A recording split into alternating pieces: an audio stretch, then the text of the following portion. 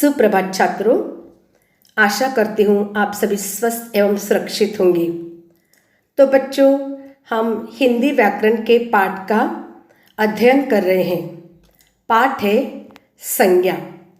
बच्चों, मैंने समझा था कि किसी व्यक्ति या किसी संसार के किसी भी प्राणी, वस्तु, व्यक्ति, स्थान, जाति या भाव, दशा आदि नाम को संज्ञा कहते हैं। संज्ञा के कितने प्रकार है बच्चों? 5। व्यक्तिवाचक संज्ञा, जातिवाचक संज्ञा, भाववाचक संज्ञा, द्रव्यवाचक संज्ञा तथा समूहवाचक संज्ञा। बच्चों, द्रव्यवाचक संज्ञा को पदार्थवाचक संज्ञा भी कहते हैं।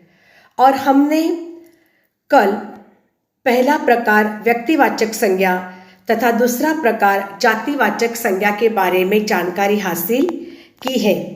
किसे कहते हैं व्यक्तिवाचक संज्ञा? किसी विशेष व्यक्ति, प्राणी, स्थान या वस्तु के नाम को व्यक्तिवाचक संज्ञा कहते हैं, जैसे सूरत, रामदीन, मुंबई आदि। जातिवाचक संज्ञा किसे कहते हैं बच्चों? जो शब्द, संज्ञा शब्द किसी प्राणी, स्थान या वस्तु की पूरी संपूर्ण जाति का या संपूर्ण वर्ग का बोध कराते हैं, उन्हें जातिवाचक संज्ञा कहते हैं। जैसे बच्चे, पहाड़, घर, बगीचा आदि। तो चलिए तीसरा प्रकार पढ़ते हैं, भाववाचक संज्ञा। किसे कहते हैं बच्चों भाववाचक संज्ञा? जिन शब्दों से किसी प्राणी या वस्तु की स्थिति, भाव या दशा का बोध होता है, वे भाववाचक संज्ञा कहलाते हैं बच्चों। बराबर है? क्रोध, दया, वीर, प्रेम, मेहनत और ईमानदारी भाववाचक संज्ञाएं हैं। जैसे क्रोध जीवन की एक भावना है, अवस्था है। इसी तरह दया, वीर, प्रेम, मेहनत, बुढ़ापा, मित्रता, ये मनुष्य की भावना को प्रकट करते हैं, जिसका हम केवल अनुभव कर सकते हैं, पर इन्हें देख या छू नहीं सकते। समझ रहे बच्चों? जिसका हम केवल अनुभव कर सकते हैं, फीलिंग्स कर सकते हैं, लेकिन इन्हें देख नहीं सकते, छू नहीं सकते। इसी प्रकार आश्चर्य, सम्मान, खुशी, दुख, दर्द, सुख आदि भाववाचक संज्ञाएं हैं। है ना बच्चों? जिन संज्ञा शब्दों से किसी व्यक्ति, प्राणी, वस्तु या पदार्थ के किसी गुण, स्थिति, दशा, भाव या विशेषता का ज्ञान होता है, उन्हें भाववाचक संज्ञा कहते हैं। जैसे शरबत पीकर थोड़ी ठंडक मिली, गुंजन आलस्य के कारण खेलने नहीं गई, ताजमहल की सुंदरता देखकर हम दंग रह गए, दादाजी बुढ़ापे से परेशान हैं।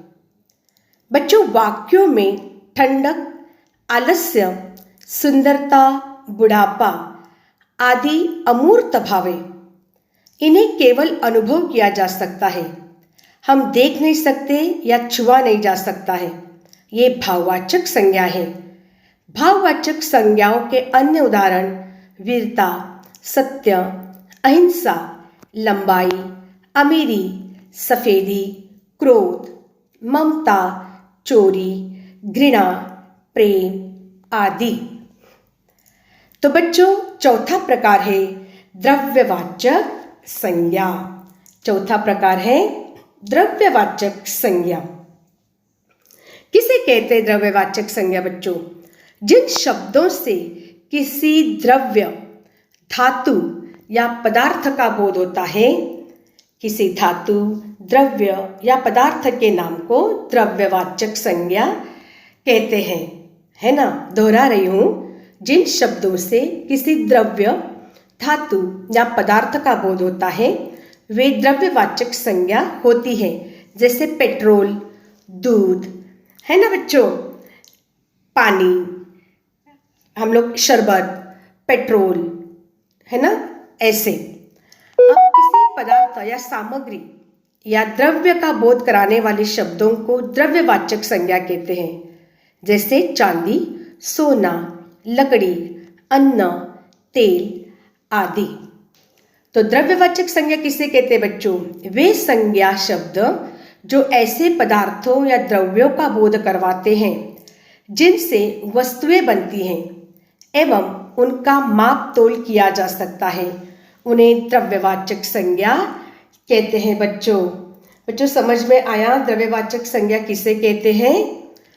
वे संज्ञा शब्द जो ऐसे पदार्थों या द्रव्यों का बोध करवाते हैं जिनसे वस्तुएं बनती हैं एवं उनका मापतोल किया जा सकता है, उन्हें द्रव्यवाचक संज्ञा कहते हैं। जैसे सोना, चांदी, पीतल, मिट्टी, लकड़ी, दूध आदि, है ना बच्चों, द्रव्यवाचक संज्ञा कहलाते हैं।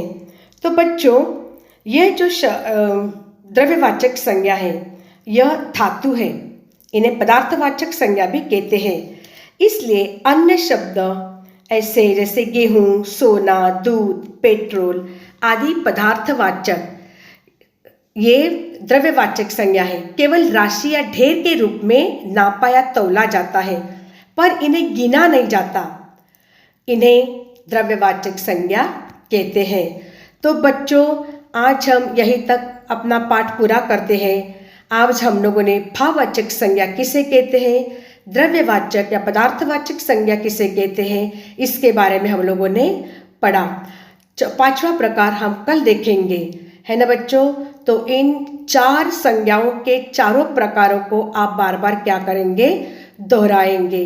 हम लोगों ने इनकी जानकारी हासिल की है, इनको आप पढ़ेंगे, दोहराएंगे तथा पठन और लेखन करेंगे। ये परिभाषाएं आप नोटबुक में लिखेंगे, ठीक है बच्चों। 5वां प्रकार समूहवाचक किसे कहते हैं हम कल देखेंगे।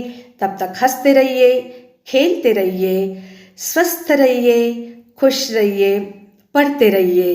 धन्यवाद।